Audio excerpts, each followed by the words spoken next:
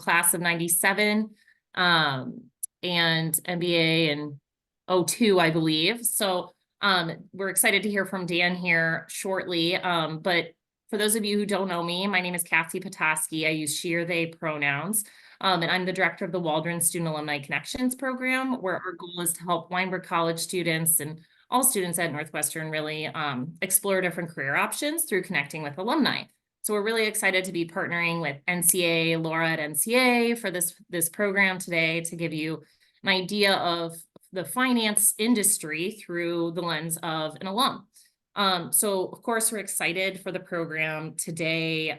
We know you all are still exploring your options. We're going to hear from Dan for about 20 or so minutes, more about the industry, and then Laura is going to take over with some more information for you all around timelines and some tactical things. So students who are joining, I would highly encourage students to, add your pronouns to your class year, your pronouns to your Zoom name, and also turn on your cameras. I know you're probably all logging in from your dorm rooms or wherever you're living. Maybe you're in your, a messy background. It's okay. There's blurred backgrounds. You can do that.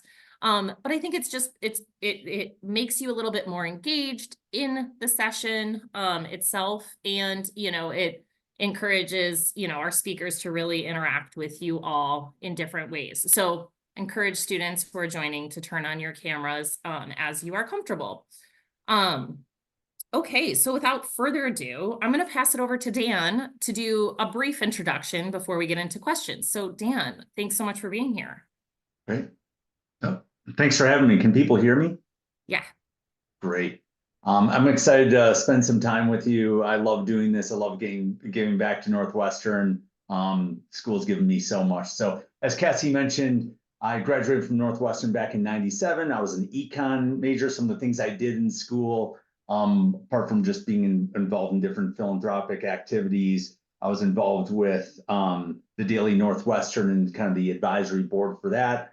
I did field studies. I'm a big proponent of field studies in terms of the opportunities it gives you to be actively involved with a company and start seeing what that's like, what you do and don't like about things. I had a great experience there. One thing I'll mention is back in the day, NCA wasn't so holistic in terms of showing you all these different career options. So finance wasn't even on the radar back in the '90s when I was going through undergrad. Most people that thought about business, like there was no Kellogg certificate program or business institutions really wasn't on the scene either. You ended up in consulting. So that's where I started my career. I was actually in the strategic services group of what's now Accenture. I did that for a couple of years, and I had a mentor say, what are you doing here? You like thinking about what creates value for a business, not just how we make some decisions. And I got some great advice to check out investment banking, which is one of the facets of finance that we'll talk about. So I was an investment banking analyst at William Blair, a middle market investment bank for a couple of years. Went back, got my MBA at Kellogg, so I'm a double purple, go Cats. Came out and I ended up back in the consulting world for a firm called McKinsey, if you've heard of McKinsey. So one of the better known strategic consulting firms. And I was at the intersection of strategy, but also corporate finance, helping companies think about, should we invest in this new technology? Should we divest this arm of business? Should we buy a new company? How should we be thinking about a specific investment opportunity or a licensing deal? I did that for a couple of years, and then I ended up in principal investing. And so this was in the hedge fund world. And we can talk about all these different aspects of finance, and you're getting to see there's a lot of different tentacles when you think about the finance industry. So I was in the hedge fund world. People gave our fund dollars, and we invested, in this case, in the public markets, companies that are publicly trading. And so I would have to say, is this a company where I think the stock price is ultimately going to go up? And why? That's one of the things you get out of this finance career path is understanding how things work, what drives value, so you can say, is this a good or a bad investment? So I did that for about 6 years. I was a portfolio manager at JP Morgan for a while. And then ultimately, I wanted to get my hands dirty with businesses. I didn't feel like I was as connected as I wanted to be. So I actually ended up all the way back in investment banking for about 7 years. I was a managing director at William Blair. And in investment banking, we can talk about this more, but you are selling companies. Sometimes you are raising money through debt or equity markets. And again, we'll talk about the industry as a whole, but I did that for 7 years. And then as life happens and I got married and had a couple kids and I wanted to have a little more work-life balance, I ended up moving into an operating role for a company as the CFO of that company. So charged with all of the decisions of that enterprise from a finance perspective. And I've been in a CFO role for the last 7 years. I just ended my 5-year rotation with the third largest healthcare staffing company in the US. So we make sure that there are enough nurses in hospitals. And you can appreciate the importance of that in the middle of a pandemic. At one point, we were an $8 billion company in the pandemic. We ended up selling ourselves a couple times. And I recently just left Medical Solutions because I have a few opportunities to move into the CEO role. So taking a broader mandate to make sure that a company's strategy and mission and values are all aligned with an opportunity to go and do great things depending on what that company is. So I'm excited about moving into a CEO role next.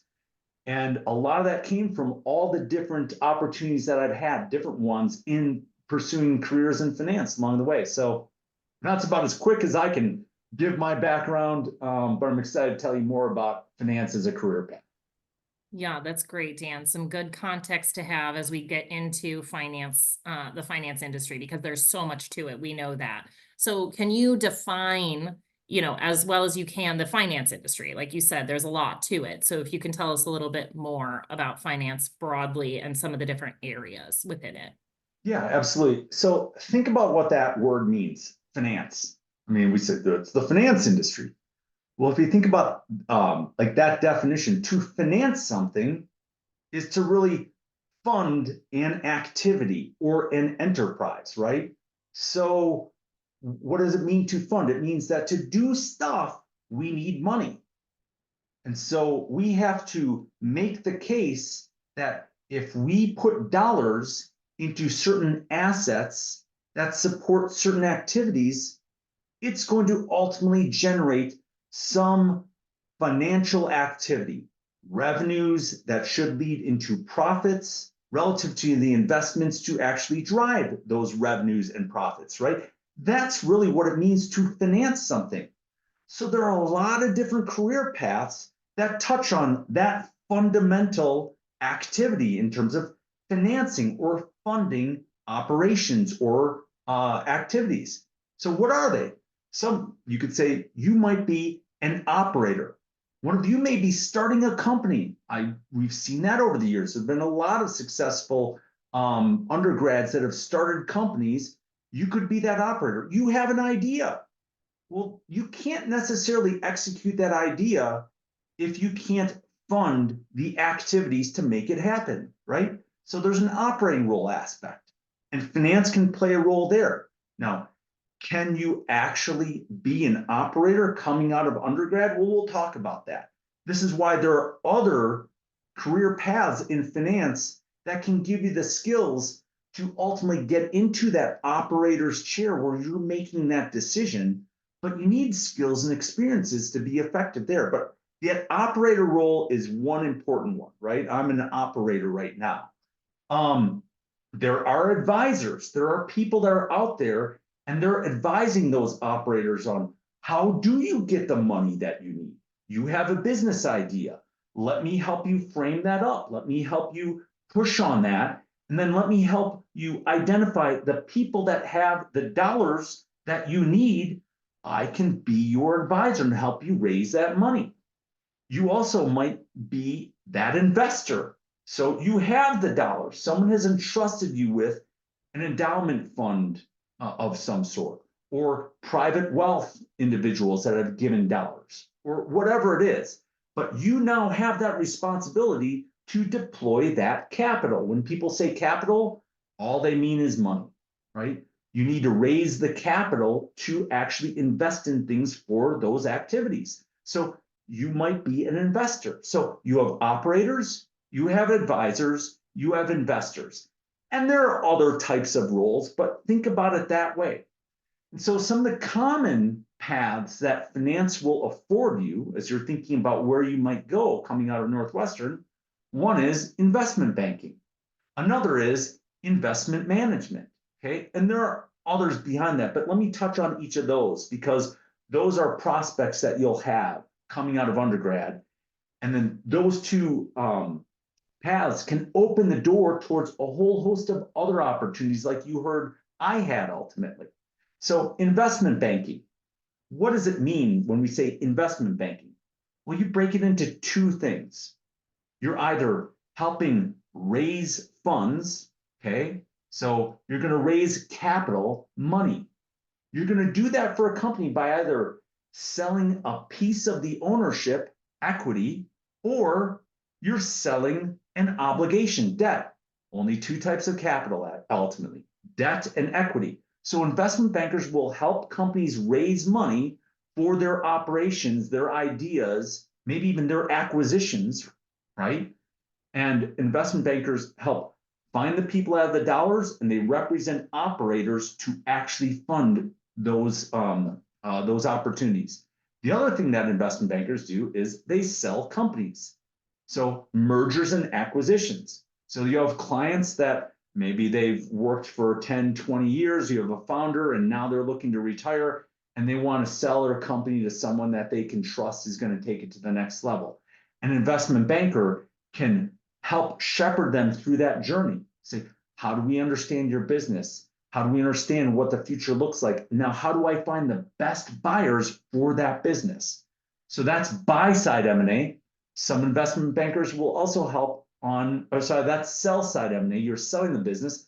Investment bankers will get involved in buy-side M&A too. We're thinking about acquiring this company, but you know this space better than us. Help us think it through. Help us make a good decision. You're an advisor, okay? So that's really what investment banking boils down to. You're either raising capital, debt, or equity.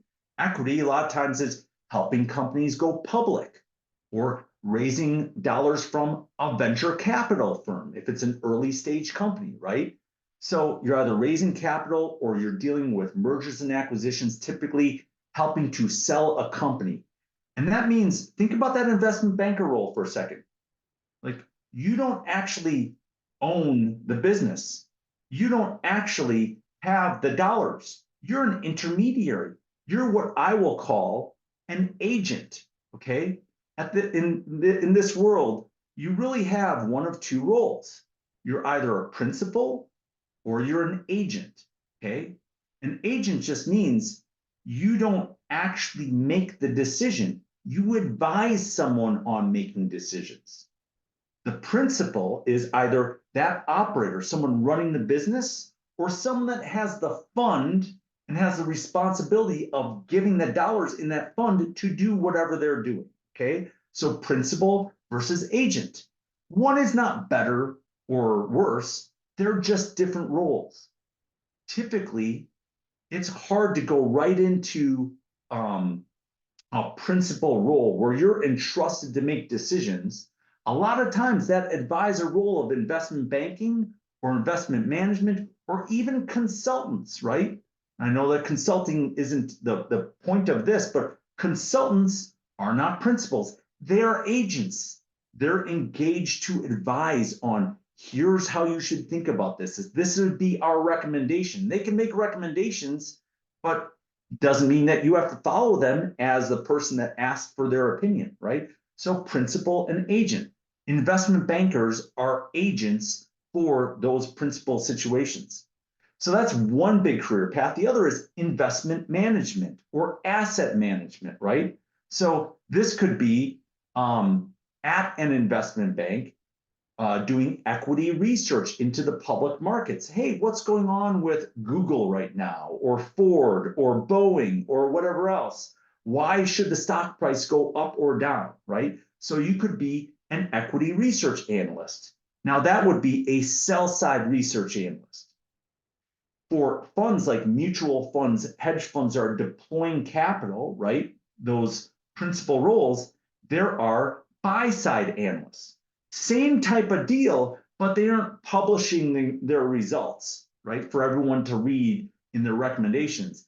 They are actually reporting to a portfolio manager and saying, hey, I'm scouring this. I know what's going on. Here's why we should be building a position in this or investing this, or here's why we should be selling this stuff off, right? And you could be a buy-side analyst in one of those funds within investment management. The other part of asset management could be where it isn't about publicly traded debt or equity. It could be privately held companies. And this is where venture capital and private equity comes into play. And so that's just where, again, you have a fund of some sort. Different individuals or entities have put the capital into these funds, be it a private equity fund, a venture capital fund, and they've been entrusted to say, hey, I'm going to go out and I'm going to look for, if it's a venture capital firm, it's going to be an early stage company. I know the data storage space or the AI space, or I know beverages better than anyone. I'm going to look for the next hot thing, and I'm going to invest a company before it's even cash flow positive. That's venture capital investing. And they'll deploy capital, will get a stake in the business. They'll help it grow. And then ultimately, hopefully their stake is worth more. They sell off. They get a return to their investors, the people that entrust them with their capital. And that's what they're doing. You can migrate up into private equity, which is investing in established businesses. This is later stage investing. Okay. So those are really the different roles within finance. Touched on investment banking, touched on investment management or asset management. I can go deeper in all those areas, but I'm going to pause because I think I gave a lot of people, we're drinking from the fire hose when we think about this industry as a whole. Cassie, Yeah. is that helpful? And where did I confuse people potentially? This is great. This is great. Good high level information. I really appreciate it. I think there's, as you mentioned, there's more to these different areas. There's other areas too, like real estate finance, etc. I know Laura at NCA is going to share, some information with the group in addition, but I'd love to hear from you around the skills. Because, as our students who are on the call today are probably thinking, is this an area that I might want to go into? It sounds interesting. What do I need to have? What skills do I need to have? Knowledge do I need to gain while I'm in college to pursue this? Can you talk a little bit about those skills? Yeah, absolutely. So at the end of the day, so much of what we're talking about is quantitative in nature, and understand, like when you're studying finance or the financials, there's an accounting aspect of this. Now I understand all too well. This is we don't have an undergraduate business program, but that doesn't mean that there aren't ways. And I'm sure that Laura is pointing you into all the different directions for you to build the basic skills that are necessary. If you want to go into finance, obviously you have to be comfortable with quantitative aspects of things, and you will live your life in a great respect in Excel and modeling things out, because that's what makes the underlying decisions work. No matter if you're that operator, if you're the investor, agent, principal, it still comes back to a fundamental appreciation of assessing, if you put dollars into this thing, what are the dollars that are ultimately going to come back out? As simple as that. And there's a lot of details that go into that. And there's an appreciation of basic accounting that you need to understand. And basic accounting is really not that hard. Okay. I know we don't have an undergrad business. None of this stuff is rocket science, but you do need to get the fundamental understanding of this stuff. This is one of the reasons why a lot of times the path that finance will open you up to have really good training programs, investment banking, investment management, equity research. Like if you go into investment banking, the first 2 months that you'll start is going into like training the street, all this like basic stuff that maybe you didn't have in undergrad. You have to be kind of excited about thinking about those things, and like the financial modeling, the Excel modeling, that's all good.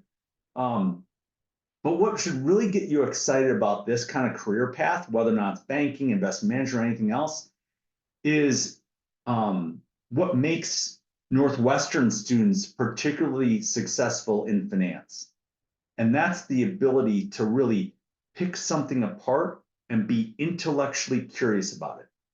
Because we can build a financial model in Excel that says, oh, well, yeah, if we invest this capital, we're going to sell this many units at this price, and it's going to be this cost, and it's going to generate this type of profit. And I can make a model say whatever it is. But that's not the hard part. Building the model is the easy part. It's thinking. It's really picking something apart and asking that next level question of like, but why? And how does this work? And how does that work? That's why back when I was at Blair and I led recruiting at Northwestern, Northwestern always crushed it in investment banking, because while we didn't have the undergrad, business school background, it was, we'll teach you that part. That's the easy part. It's thinking, it's really understanding what's truly going on here and what's going to happen next, because no one has a crystal ball. So you have to be intellectually curious about this stuff. So yeah, you have to be comfortable with numbers. You have to be willing to have a strong attention to detail and sweat the small stuff. But what will differentiate you ultimately is being curious and being able to articulate your thinking effectively, communicate effectively. As you get further on in your career, those hard skills become less important, but they will be the fundamentals for what helps you be effective in utilizing the softer skills, people management, developing rapport and trust with the client. Or if you get into an operating role, the finance and all the details, that's all well and good, but it still is going to come down to what's the purpose of the organization? What's the passion of the business? Who are the people? Yeah, the business model matters, but the people are so more important, because it isn't about, the spreadsheet. It's about who is actually being empowered and excited and motivated to do the right things. So yeah, accounting, finance, all that stuff. But, right now, think about field studies. Think about how do you get that internship? Because the one thing that I'm sure Laura will tell you is this will go so much faster than you can appreciate. And I lament that. When I was an undergrad, like not everyone even had to have an internship before they could get into banking or investment management or whatever else. And now it's like, I mean, I probably don't even appreciate it. It's probably like, if you don't have that internship locked up by your sophomore year after your junior year, you're already at a slight disadvantage for the few slots that you have for some of these career options. So start thinking now, how do you build up your case? How do you learn about these different things to set yourself up for success for these types of opportunities? Because it's a great career path that will open up option value to you later on. And I'll pause in a second.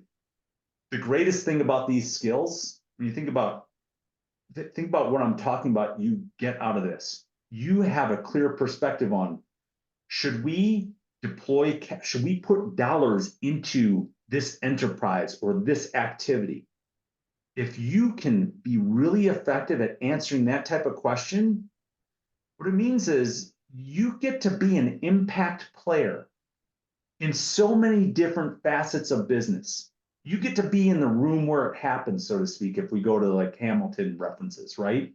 Because people will trust you in terms of like, is this a good decision? Is this a bad decision? Should we do this? Shouldn't we do this? Because if the numbers don't line up, you're going to destroy value. And if you destroy value and you're an operator, you're going to get fired. I mean, it's as simple as that. And if you do well, you're going to get entrusted with more capital. If you are running a fund or you're investing on other people's behalf, you better know what you're doing, and then you'll be entrusted with more, and then you can have even more of an impact at the end of the day.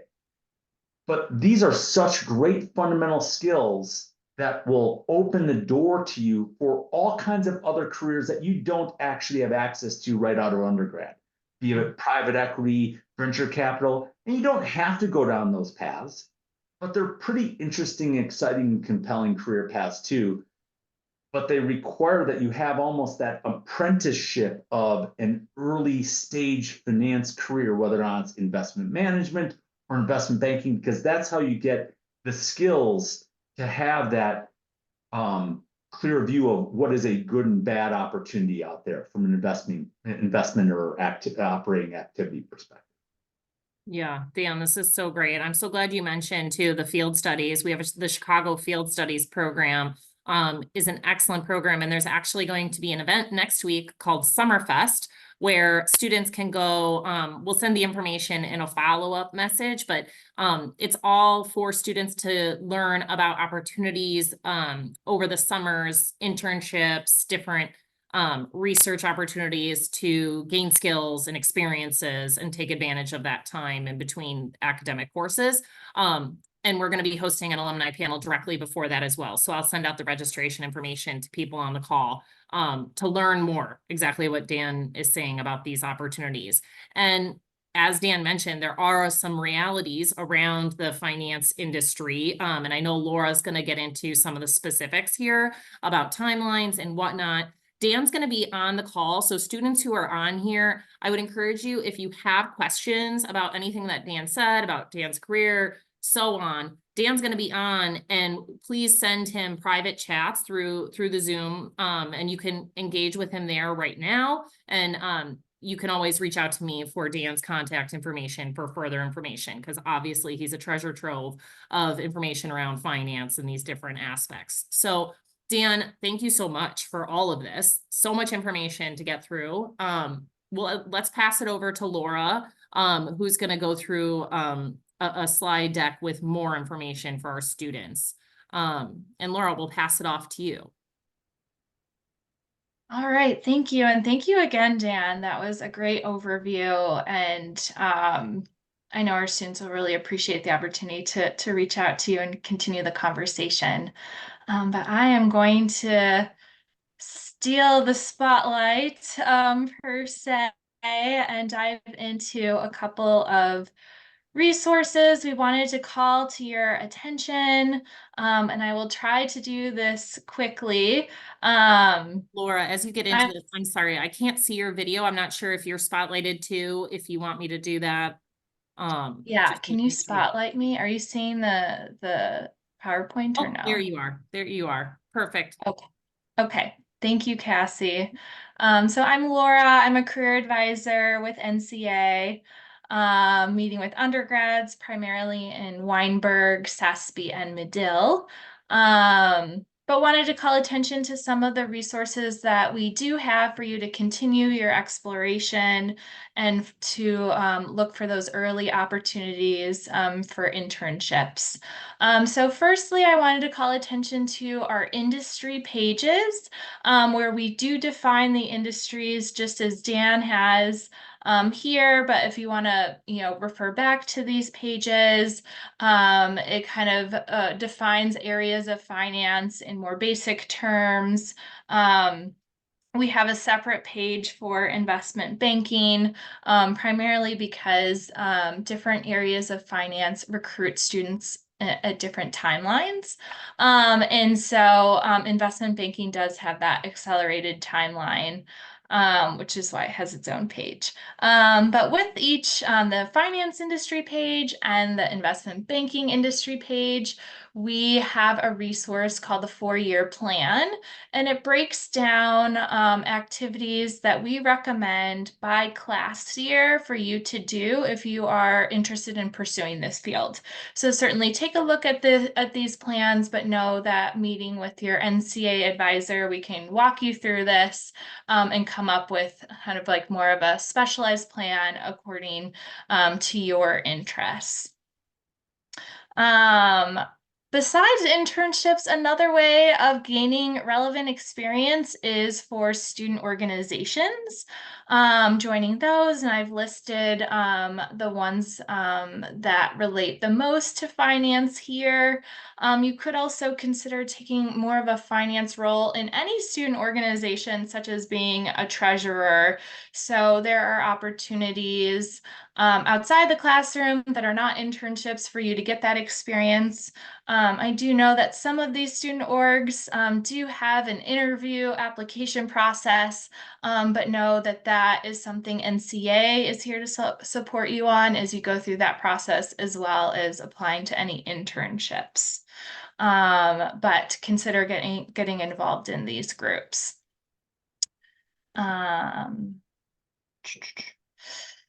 Then I did want to touch base on the recruitment cycles.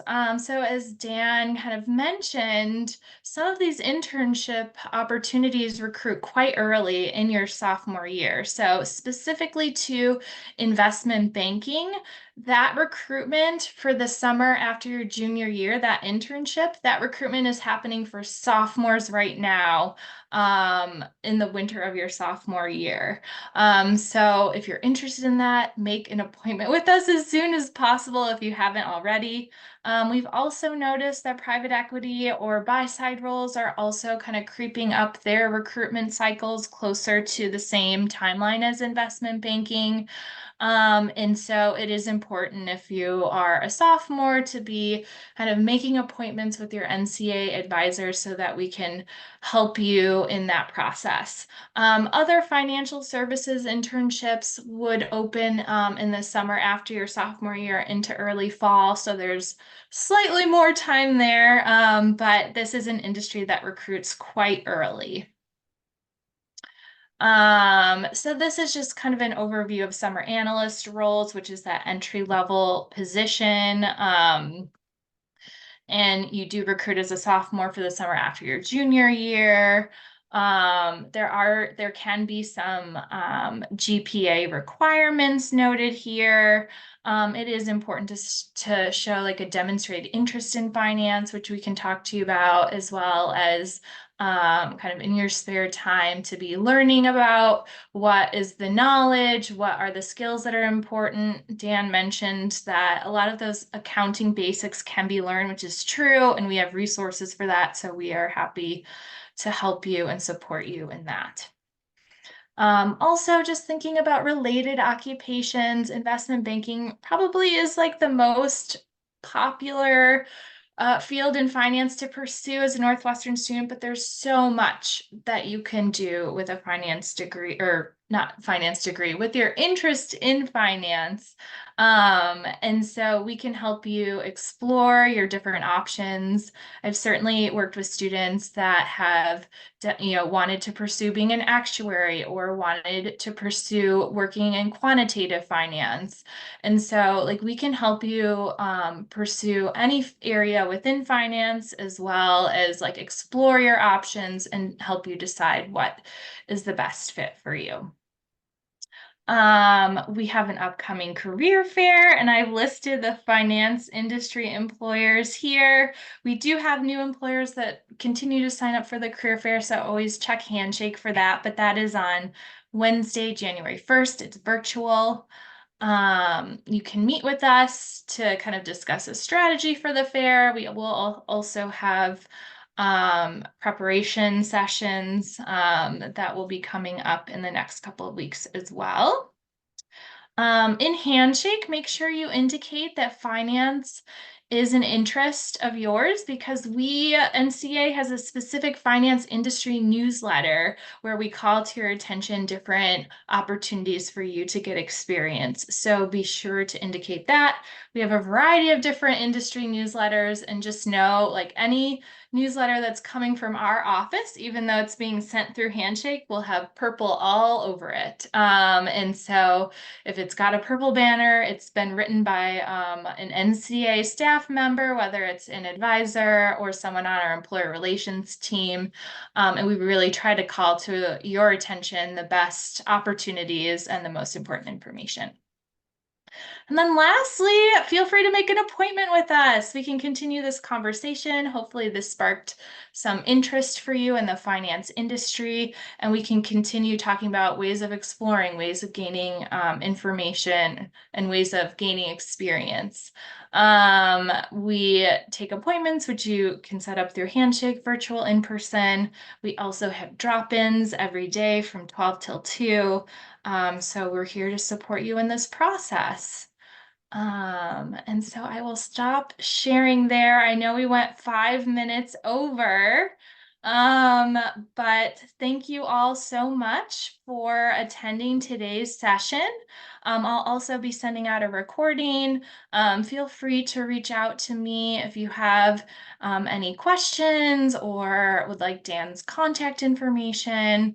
Otherwise, we look forward to seeing you all soon. All right, stay warm out there today. Thanks, everyone. Thanks, Laura.